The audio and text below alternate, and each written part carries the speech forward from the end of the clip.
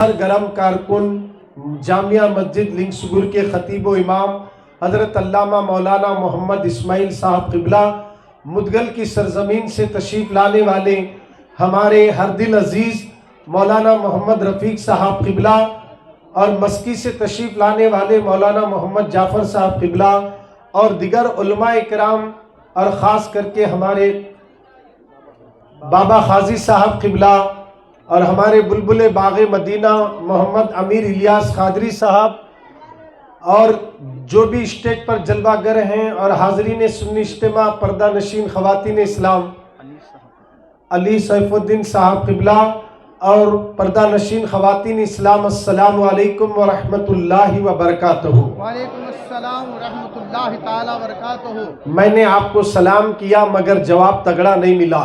آج میں آپ کو دعوت دینے، فکر دینے آیا ہوں، صرف بیان کر کے واہ واہ بول کر جانا نہیں ہے، اپنی زندگی میں ایک انقلاب پیدا کرنا ہے۔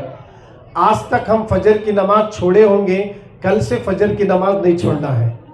بولو جی سبحان اللہ، زور سے بولو۔ آج کچھ کرنا ہے، آج کرنے کی ضرورت ہے، اسی پر میں زور دوں گا۔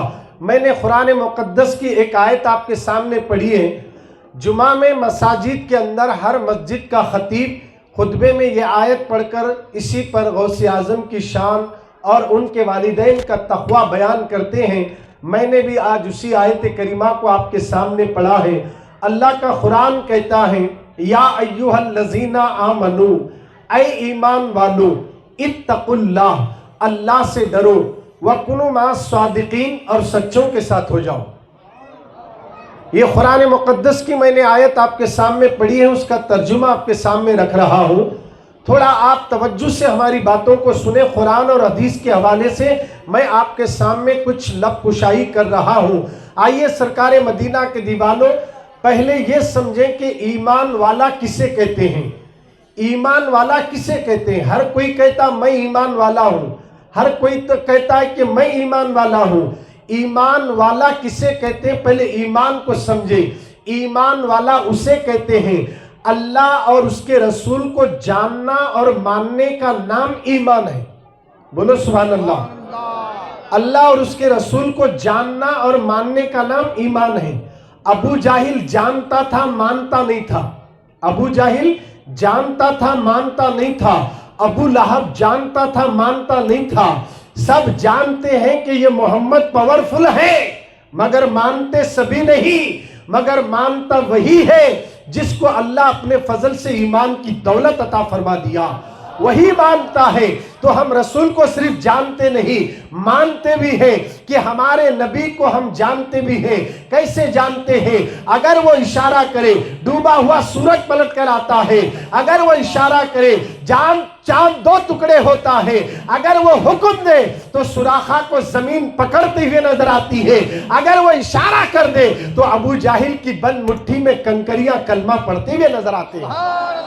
ہم جانتے ہیں ہمارے نبی کو اللہ نے پاور دیا ہے، ہم جانتے ہیں ہمارے نبی کو اللہ نے اختیار دیا ہے، ہم جانتے بھی ہیں، صرف جانتے نہیں، ہم جانتے بھی اور مانتے ہیں۔ جاننے اور ماننے کا نام ایمان ہے۔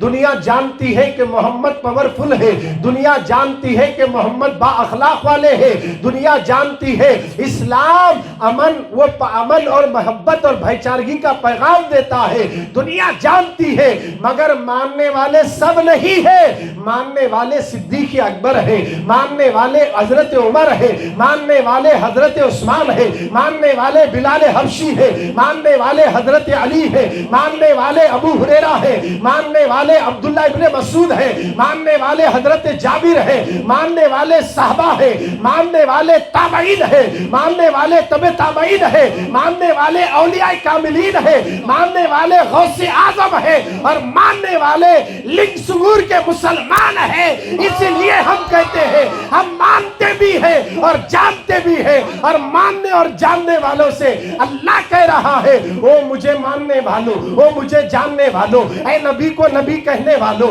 اللہ کو اللہ کہنے والوں، اب یاد رکھنا ایمان لانے کے بعد کسی سے ڈرنا نہیں، اتقوا اللہ، اللہ سے ڈرو، اور اگر کسی کا قرب چاہیے، اگر کسی کا ساتھ چاہیے تو یاد رکھنا کسی اور کے ساتھ نہیں، وَكُنُوا مَعَ الصَّادِقِينَ، سچوں کے ساتھ ہو جاؤ، دنیا کی کوئی طاقت تمہیں مٹا نہیں سکتی، سبحان اللہ، مٹا نہیں سکتی ہے، محبت سے بولے سبحان اللہ۔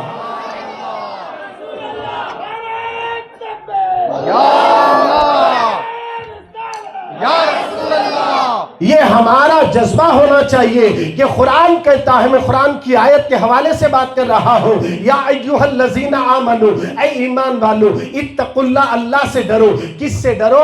اللہ سے ڈرو، اور جو اللہ سے ڈرتا ہے یاد رکھنا ہر چیز اس سے ڈرتی ہے، جو اللہ سے نہیں ڈرتا ہر چیز اسے ڈرانا شروع کر دیتی ہے، ہر چیز اسے ڈراتی ہے۔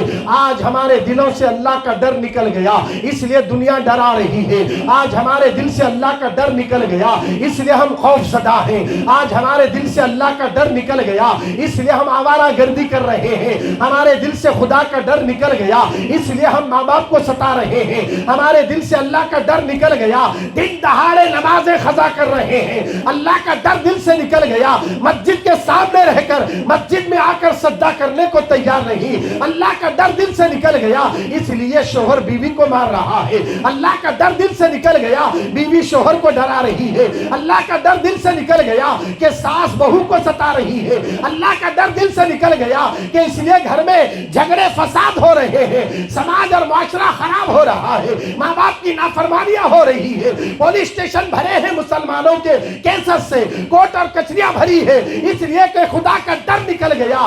یاد رکھنا جس کے دل میں خدا کا ڈر آتا ہے اللہ اسی کے گھر میں اپنی رحمتوں کو نازل فرماتا ہے۔ اللہ کا ڈر پیدا کرو، اللہ کا ڈر دل میں پیدا کرو، جو خدا سے ڈرتا ہے ساری دنیا اس سے ڈرتی ہوئی نظر آتی ہے۔ آج ہمارے دلوں سے اللہ کا ڈر نکل گیا۔ آؤ سرکار کے دیوانوں، عظمت غوث اعظم کی محفل میں آنے والوں، سرکار غوث پاک رضی اللہ تعالیٰ عنہ کے ابا جان کو تو دیکھو، ان کے دل میں خدا کا کتنا ڈر تھا، اولیاء کرام کتنا اللہ سے ڈرتے تھے، قیامت کے تصور سے ڈرتے، خبر کے وحشتناک منظر کو یاد کر کے روتے۔ اللہ اکبر، اللہ کے ولی ہو کر بھی اللہ سے ڈرتے ہیں، مگر ہمارے پاس تو کچھ نہیں، پھر بھی ہمارے اندر ڈر نہیں۔ اگر اللہ کا ڈر ہوتا تو ہمارا کیا مزاج ہوتا، میں آپ کے سامنے رکھوں۔ حضرت غوث اعظم کے ابا کا نام ابو صالح موسیٰ جنگی دوست تھے۔ جہاں غوث پاک کی 11ویں کرتے ہیں وہاں غوث پاک کے بابا کا نام بھی یاد رکھو، ان کی امی کا نام بھی یاد رکھو۔ میری بہنوں تم بھی بیٹھی ہے، اس واقعے کو توجہ سے سن لینا۔ اگر ایک عورت اپنی زندگی میں تبدیلی لا لے تو پھر عورت اپنے گھر کو جنت بنا سکتی ہے۔ ایک عورت جب بدل جاتی ہے تو سارا گھر بدل جاتا ہے، اگر ایک عورت بگڑ جائے تو سارا سماج بگڑ جاتا ہے۔ اس لیے میری قوم کی جوانوں، میری قوم کی عورتیں وہ آئے تو آج بیٹھی ہیں تو سچے دل کے ساتھ توبہ کر کے اٹھے۔